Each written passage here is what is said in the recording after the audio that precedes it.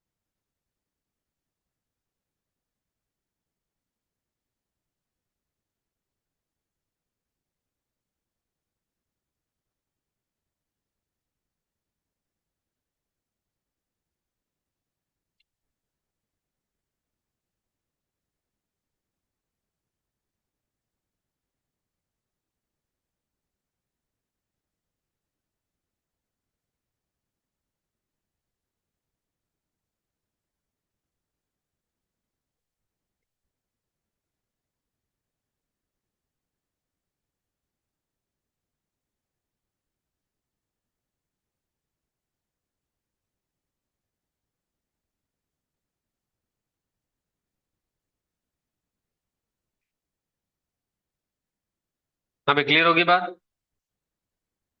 समझ आ गया यहां तक बात? ये था डेट ऑफ ऑर्डर टू को सॉल्व करने का तरीका। अब बात कर रहे हैं डेट ऑफ ऑर्डर थ्री को कैसे सॉल्व करेंगे। कैसे सॉल्व करेंगे यहां बता दे रहा हूं। अब ऑर्डर थ्री की बात कर रहे हैं तो रोज और कॉलम्स भी थ्री होंगे। ठीक, जैसे कि मान लीजिए मैंने कहा कैपिटल ए लिख लिया इसको, और मैंने ऐसा लिख दिया x1 y1, या वैल्यू पुट कर देता हूं, कोई भी न्यूमेरिकल वैल्यू लिख देता हूं, उससे कोई फर्क नहीं पड़ेगा, आसान भाषा में समझ में आ जाएगा। 1 2 3, 1 3 2 और 2 4 1, लेकर से ऐसा लिख दिया मैंने।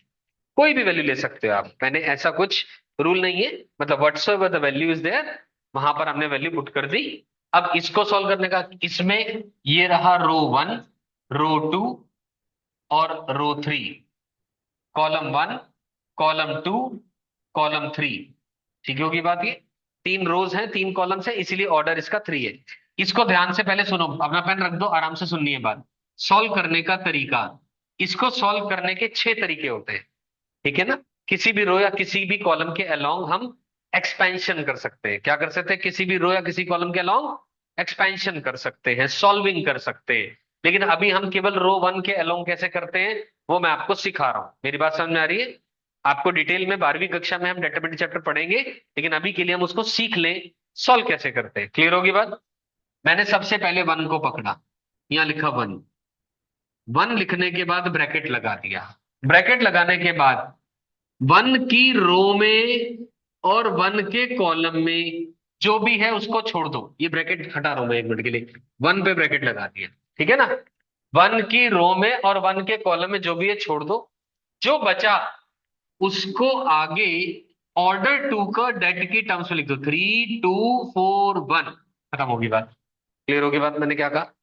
मैंने कहा वन को लिखा, फिर उस रो और उस कॉलम में जो एलिमेंट है उनको नहीं लेना, जो बच गए उनको ऑर्डर टू का डेट की फॉर्म में लिख दिया। क्लियर होगी बात ये। पक्का समझ आ गया। वन के आगे प्लस साइन लगा था, अब माइनस लगा दो। इस रो के अलोंग एक्सपेंशन कर रहे हैं। तुम इस रो के अलोंग या इस कॉलम के अलोंग किसी में भी कर सकते हो, एक ही बात है, पहले मैं रो में सिखा रहा हूं। माइनस का 2 लिख दिया। लिख दिया यहां तक। जो 2 आया वो लिख दिया। अब इस 2, जो ये 2 है, इसकी रो और इसके कॉलम में जो है उसको छोड़ दो। जो बच गए उसको ऑर्डर टू का डेटा में लिख दो। मेरी बात समझे मैंने क्या कहा? जो काम पहले किया था, ये और ये छोड़ दिया। ये वन जहां आया पहले वन लिख दो, इधर टू, और इधर टू, और इधर वन। समझ में आ गई बात? पक्का क्लियर है? कोई कंफ्यूजन नहीं किसी बच्चे को भी? दिया समझ में आ रही है बात? फिर ये माइनस लिखा, अब इस माइनस के बाद अब प्लस आ जाएगा। पहले प्लस फिर माइनस फिर प्लस, ऑल्टरनेट प्लस माइनस चलता है यहां पर। प्लस कौन आया? 3 आया, ब्रैकेट में लिख दिया। अब इस 3 पे गोला लगा लो या ऐसे ही सोच लो। इसकी रो और इसके कॉलम में जो है उसको छोड़ दो, और ऑर्डर टू का डेट लिख दो। इसको और इसको छोड़ा, कौन बचा? इधर वन, इधर 3, इधर 2, इधर 4। क्या ये बात समझ में आ गई? क्या ये बात समझ में आ गई? और ऐसा करने के बाद अब आप इसको फर्दर सॉल्व कर सकते हो। ये तो ऑलरेडी आपको सॉल्व करना आता है, क्योंकि इसमें तो ऑर्डर टू का डेट है। इसको सॉल्व कर दो, क्या आएगा? वन टाइम ऑफ 3 × 1 3, माइनस का 4 × 2 8, माइनस का 2 टाइम ऑफ 1 × 2 2, 2 माइनस का 2 0, प्लस का 3 टाइम्स ऑफ 3 टाइम 1 × 4 4, 4 माइनस का 3 × 2 6। इसको सॉल्व कर लो। जो भी आंसर आएगा, चाहे वो पॉजिटिव है चाहे वो नेगेटिव है चाहे वो जीरो है, वो आपका फाइनल आंसर है। क्या ये समझ में आ गई मेरी बात? हर्षिता क्लियर है बात ये? पक्का सबको क्लियर है? दोबारा बोलो। यहां वन क्यों आया? 1 × 1। अच्छा मैंने गलत लिख दिया क्या? Okay sorry. 1 × 1 माइनस 2 × 2 4 आएगा, बिल्कुल सही है। सही है। परफेक्ट है बात। आराम से देखो। ये मैंने आपको डेट का मतलब समझाया, ऑर्डर टू के डेट को सॉल्व कैसे करते हैं। फिर मैंने यहां पर आपको ऑर्डर 3 का डेट लिया, एग्जाम्पल लेके उसको समझाया, उसकी वैल्यू कैसे निकालेंगे। अनइक्वल रोज और कॉलम्स नहीं लेते, उसके लिए एक और चैप्टर आता है जिसका नाम है मैट्रिसेस। ठीक होगी बात।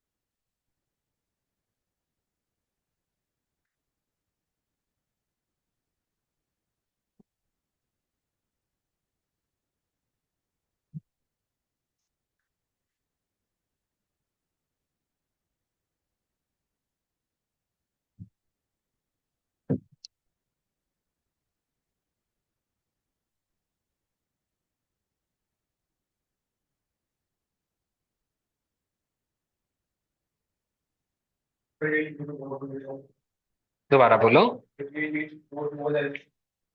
आप उस चक्कर में भी मत पड़ो, कंफ्यूजन हो जाएगी, इसलिए नहीं बता रहा मैं। है ना, फाइनली अपने को तो सॉल्व करना आना चाहिए। जो काम इसमें किया वही काम आप इसमें भी कर सकते हो। ठीक है ना, करने में सारों में कर सकते हो, लेकिन थोड़ा सा चेंज है। मैं आपको कंफ्यूज नहीं करना चाह रहा हूं। 100% छह के छह तरीके से आंसर सेम आएगा। लेकिन आप अभी के लिए इसी एक तरीके तक सीमित रखो अपने आप को। ठीक होगी बात। एक बार ये सीख लो, फिर उसके बाद थोड़ा सा और बता दूंगा, वरना कंफ्यूजन हो जाएगी, गलत आंसर आएगा, उसका फायदा नहीं है। मतलब ऐसा कुछ हम कॉन्सेप्चुअल चीज मिस नहीं कर रहे हैं। ठीक है ना। तो अभी तो पर्पस ये है, अभी देखो अभी एक चीज सिखाता हूँ, और अभी लिख लिया सभी ने। चले मूव ऑन फर्दर। ठीक है, ये मिटा रहा हूं इधर से।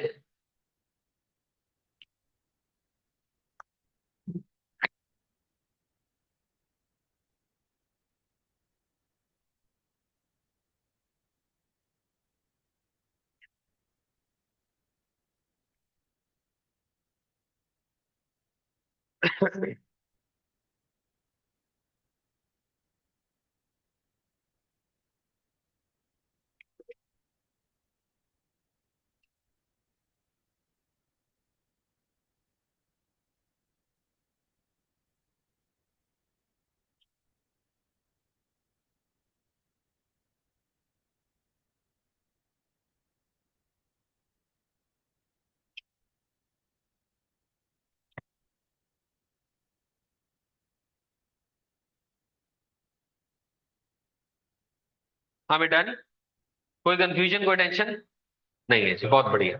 ये बात समझ में आ गई यहां तक। अब एरिया ऑफ अ ट्राइंगल मान लो ये निकालना है, तो इसका तरीका क्या बन जाएगा, ध्यान से सुनो।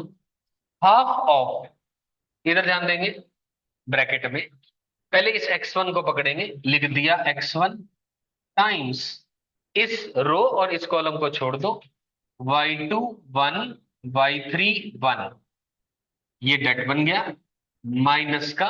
फिर y1 पकड़ा, फिर डेट, इस y1 को, इसको और इसको छोड़ दिया, x2 1,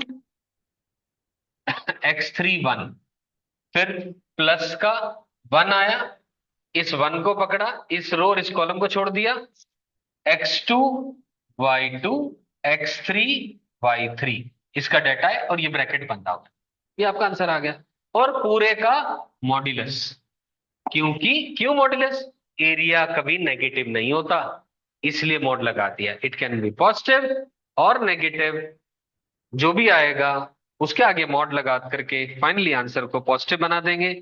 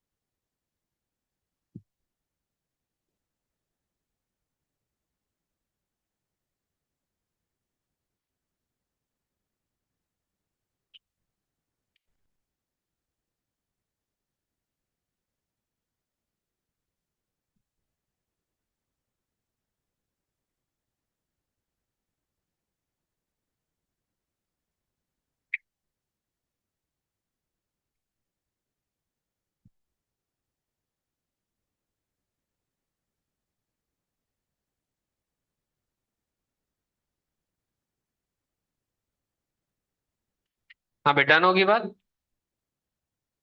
कोई confusion.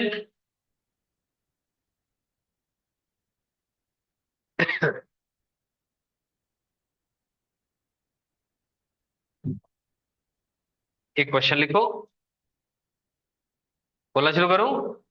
Find the area of a triangle, find the area of a triangle whose vertices are whose vertices are, वही पहले वाली ले लो, A3,0, O0,0 और B4,0। इस ट्राइंगल का एरिया बताओ। नो डाउट राइट ट्राइंगल है, ऐसे भी निकल जाएगा, लेकिन मैं चाह रहा हूं इस फॉर्मूले का इस्तेमाल करके निकाल के बताओ।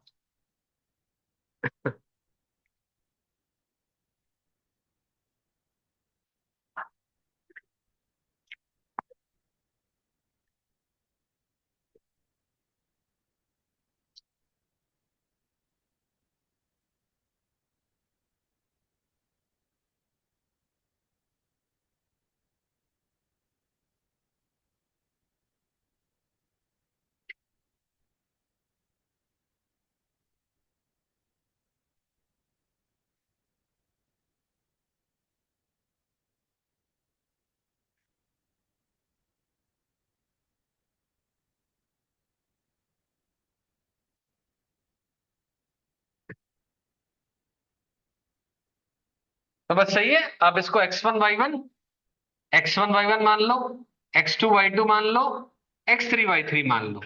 सही है ना? किसी को भी कोई भी मान लोगे, x1 x2 x1 y1 x2 y2, कोई फर्क नहीं पड़ेगा।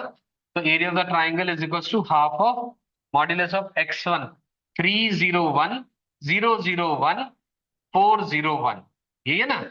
इसका मॉड लगाना है, लगाओ। Half of 3 times of 0101 minus 0 times of 0141 plus 1 time of 0040। ये आ गया। ठीक है ना? इस पूरे का मॉड्यूलस, यानी हाफ ऑफ ये 0 0 0 माइनस का 0 प्लस का 0। कुछ गड़बड़ कर दिया क्या? ओहो, ये 0,4 आएगा भाई, ट्राइंगल ही नहीं बनेगा ना वरना। एक मिनट रुक जाओ, लिख लिया ना? चिंता मत करो, इसमें भी एक चीज बतानी है, बता देते हैं। यहाँ बता देता हूँ। ठीक है, लिख लिया ना ये फाइनली आंसर आ रहा है 0। आ रहा है ना 0? अब इधर ध्यान देखो, एक चीज, बढ़िया चीज मिल गई। एग्जाम्पल अलग लेने की जरूरत नहीं पड़ी। ये आ रहा है 0 0, ये आ रहा है A3,0, ये आ रहा है B4,0। क्या ये तीनों पॉइंट्स कोलिनियर नजर आ रहे हैं आपको? कोलिनियर का मतलब होता है एक ही लाइन में लाई कर रहे हैं। क्या होता है? एक ही लाइन में लाई कर रहे हैं। तो बस हमने टॉपिक का नाम लिखा था area of the triangle and condition of collinearity. लिखो नीचे, इस क्वेश्चन को लिखने के बाद लिखो नीचे एक लाइन, इसको लिखो पहले।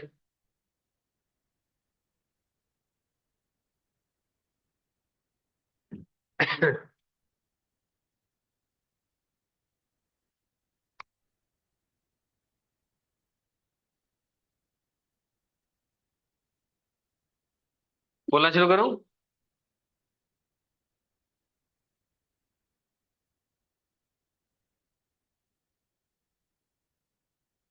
लिखो, प्रॉपर लिखो, फिर बात करते हैं। If A, B, C are collinear, if capital A, capital B, capital C are collinear, then the area of triangle is 0.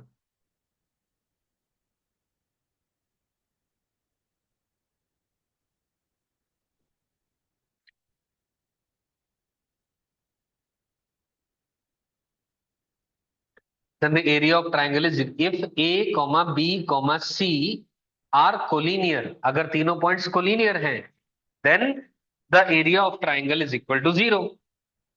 तीनों collinear हैं, तीन collinear पॉइंट्स मिलकर के कभी ट्राइंगल नहीं बनाएंगे। ट्राइंगल अगर बना और एरिया 0 आया तो मतलब अंडरस्टूड है ट्राइंगल नहीं बना। सही बात हुई ना? ये मतलब हो ना इस बात का? अंडरस्टूड हो गई बात ये? ठीक है।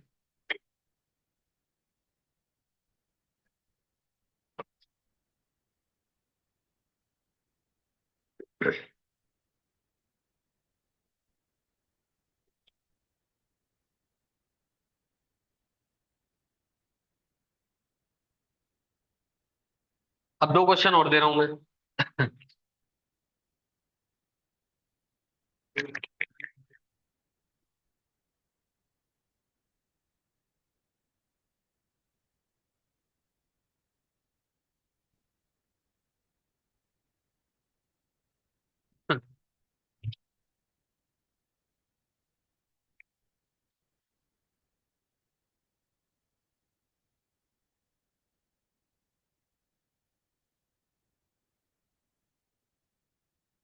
लिखो, क्वेश्चन लिखो।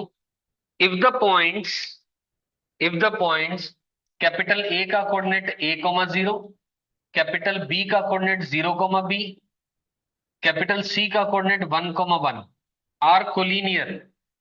If these points are collinear, अगर ये तीनों पॉइंट्स क्या हैं? कोलिनियर हैं। Then find the value of then find the value of 1/A plus 1/B। 1/A plus 1/B की वैल्यू आपको बतानी है। अब तीन पॉइंट्स कोलिनियर है तो डेल्टा शुड बी 0, यानी half of A01 0B1 111 equal to 0। ये मतलब हुआ। डेट को सॉल्व कर लेते हैं। ए यहां आया, मैं डायरेक्टली लिख रहा हूं, b-1 आएगा, -0, 0-1 आएगा, +1, 0 - b आएगा, =0। ये लिख लिया मैंने डायरेक्टली। देख लो, नहीं समझ आया तो दोबारा पूछेंगे।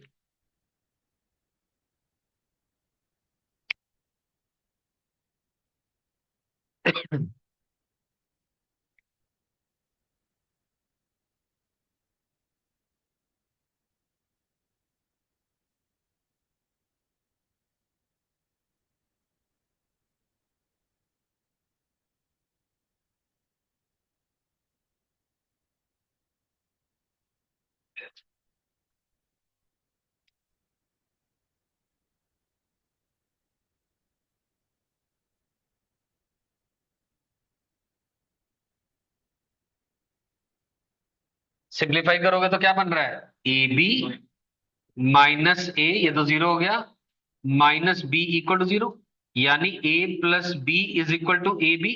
इस AB को नीचे ले जाओ, यानी A/AB +B/AB =1, implies 1/A +1/B is finally equal to 1। That's your answer।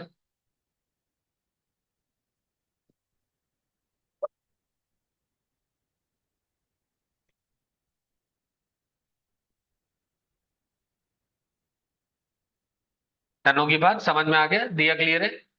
Pradeep समझ में आ गई बात? शिवम क्लियर? ठीक है, देखो फटाफट, फिर एक और क्वेश्चन बोल रहा हूँ।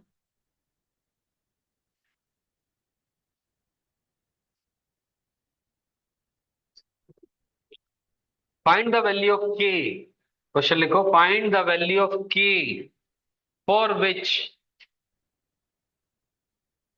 Find the value of A, find the value of k for which the points, ए का कोऑर्डिनेट है k+1, 2 - k, बी का कोऑर्डिनेट है 1 - k, सी का कोऑर्डिनेट है 2 + k, 3 - k। Find the value of k for which these points are collinear, ये तीनों points collinear हैं, उसके लिए के की वैल्यू निकालो। तो डेल्टा को 0 करो, फटाफट से के की वैल्यू निकालो सॉल्व करके सब लोग।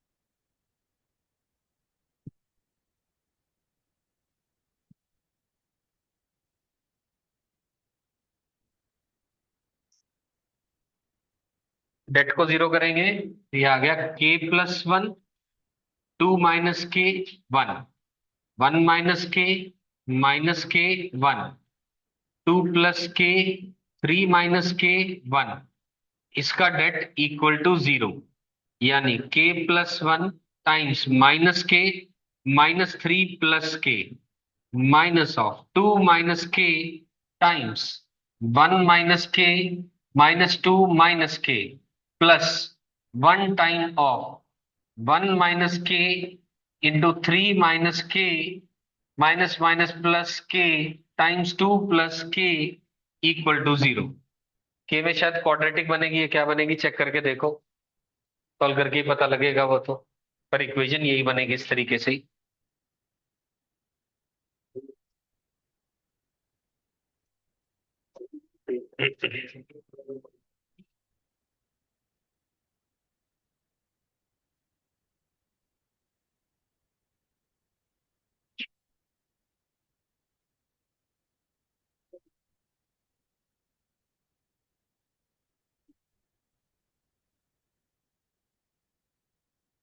के बनाएगा, बिल्कुल सही। 100% करेक्ट।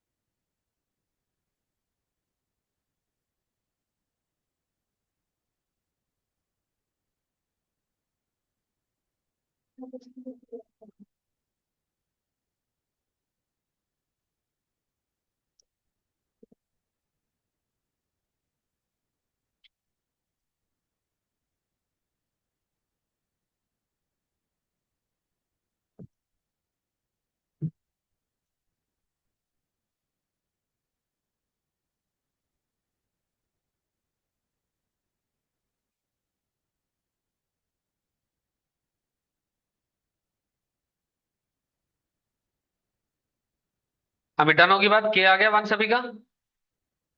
अरे नहीं यार, दोबारा चेक करो, के वन आएगा। क्या बन रहा है देखो, के प्लस वन टाइम्स ऑफ, के से के कट गया, तो -3 के, -3 बचा। और ये बना -2 माइनस का के टाइम्स ऑफ 1 - 2 इज -1, -2 के। और ये बन जाएगा प्लस का 3 - के, -3 के प्लस के स्क्वायर +2 के प्लस के स्क्वायर इक्वल टू 0। ठीक है ना। तो निकाल दो यार, इतना मेरे से क्यों करवा रहे हो काम। कर दो यार, सॉल्व यार। आ गया, ठीक, वेरी गुड। के वन आ गया। हाँ जी, सबका आ गया वन। प्रदीप आ गया। ठीक है, बहुत बढ़िया। एक और क्वेश्चन लिखो फिर। Find the area of a quadrilateral. Find the area of a quadrilateral whose vertices are given by, find the area of a quadrilateral whose vertices are given by, मैं लिख रहा हूं, ए का कोऑर्डिनेट है 1,1, बी का coordinate है 3,4, सी का coordinate है 5, -2, और डी का कोऑर्डिनेट है 4, -7।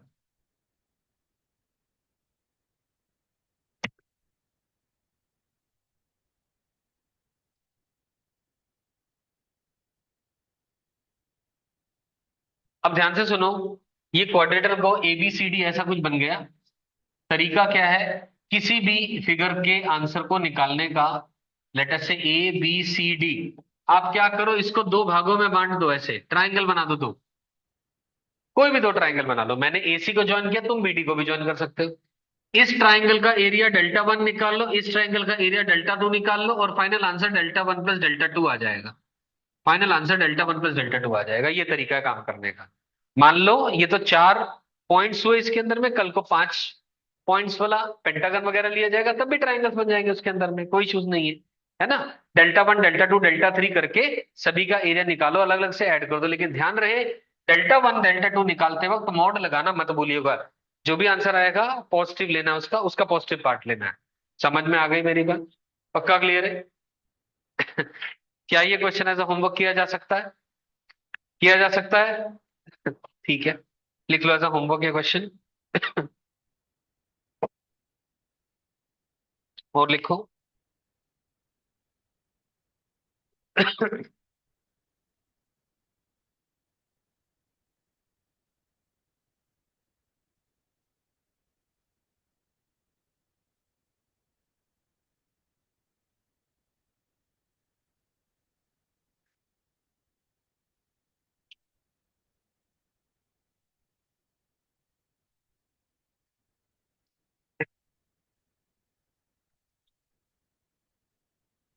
हाँ भाई, डन होगी बात। कोई कंफ्यूजन नहीं है।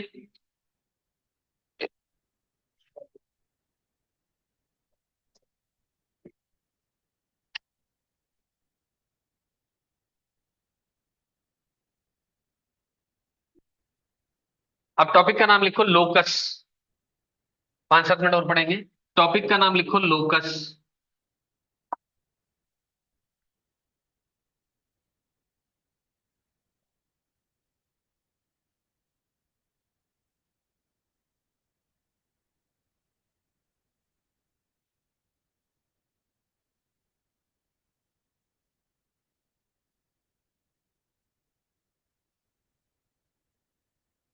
लोकस लिखो जरा। पाथ ट्रेस्ड बाय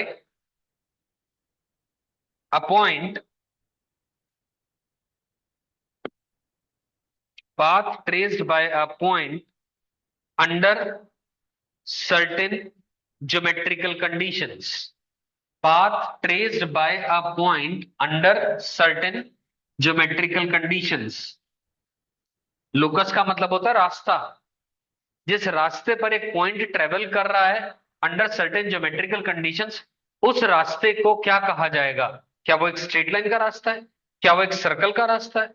क्या वो एक पैराबोला का रास्ता है? एलिप्स का है? हाइपरबोला का है? किसका है वो? तो लोकस वर्ड एक ऐसा वर्ड है जो भी आपके सामने मैंने जिक्र कर रहा हूं। This will be use through out the पूरी कोऑर्डिनेट ज्योमेट्री, या उससे आगे भी। ये कभी पीछा नहीं छोड़ेगा आपका पूरा 11वीं और 12वीं के अंदर में। लोकस वर्ड इतना इंपॉर्टेंट रोल प्ले करता है। लोकस का मतलब अधिकतर बच्चों को नहीं पता होता है या नहीं समझ पाते। मैं आपको सिंपलेस्ट भाषा में बता रहा हूं। रास्ता जिसके ऊपर वो ट्रेवल कर रहा है, रास्ता, वो रास्ता स्ट्रेट लाइन या कुछ भी हो सकता है, उसकी क्या इक्वेशन है वो आपसे पूछी जाएगी। इस लोकस को निकालने के लिए कुछ तरीका डिफाइंड होता है, कुछ एल्गोरिदम डिफाइंड होता है। वो क्या है वो मैं आपको अभी लिखा दे रहा हूं। लिखो जरा। टॉपिक का नाम लिखो, नीचे लिखो algorithm to find the locus of a point.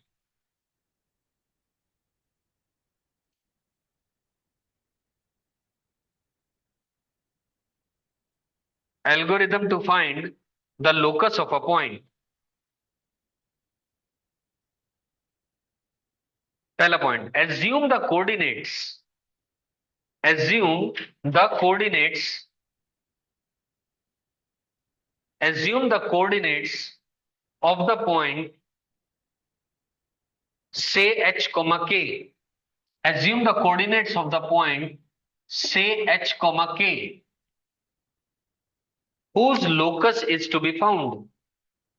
Whose locus is to be found. जिसका लोकस निकालना है, उस पॉइंट के कोऑर्डिनेट को एज्यूम कर लो h कोमा के।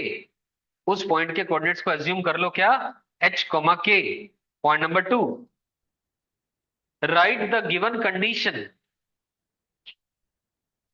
Point number 2, right the given condition in the mathematical form. Write the given condition in the mathematical form involving h comma k. Write the given condition in the mathematical form involving h comma k. जो भी आपसे mathematical condition दी गई, जो भी आपसे geometrical condition दी गई है, उसको मैथमेटिकल फॉर्म में लिख लो एच और के का इस्तेमाल करते हुए। कैसे करेंगे वो अभी बताना है, मैंने वो भी बताया नहीं है। तीसरा point, eliminate the variables. Third point, eliminate the variables if any. अगर वेरिएबल्स कोई हैं उनको एलिमिनेट करेंगे। कौन से वेरिएबल? एच और के अलावा। एच और के अलावा, क्योंकि एच और के भी वेरिएबल्स हैं। एच और के अलावा कोई भी जो पॉइंट्स हुए, अगर वेरिएबल्स हुए, उनको एलिमिनेट करेंगे। कैसे करेंगे? क्वेश्चन टू क्वेश्चन वेरी करेगा अभी।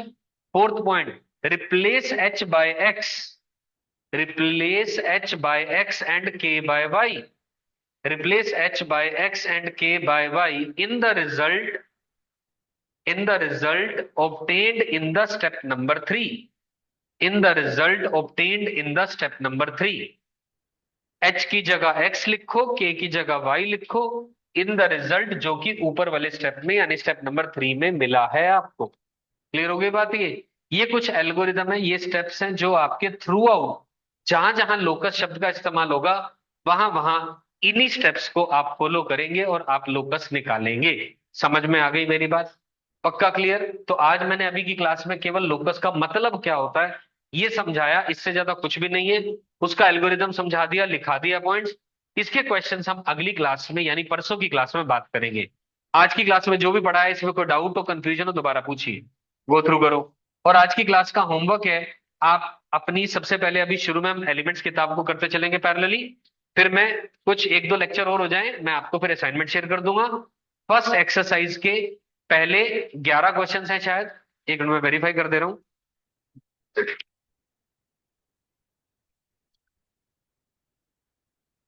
फर्स्ट 13 क्वेश्चंस है ना, पहले 13 क्वेश्चन आप कर लेंगे कि 14th और 15th question is related to the locus, वो हमने अभी नहीं किया है, वो कर लेंगे तो वो हो जाएंगे इजिली। क्लियर होगी बात ये?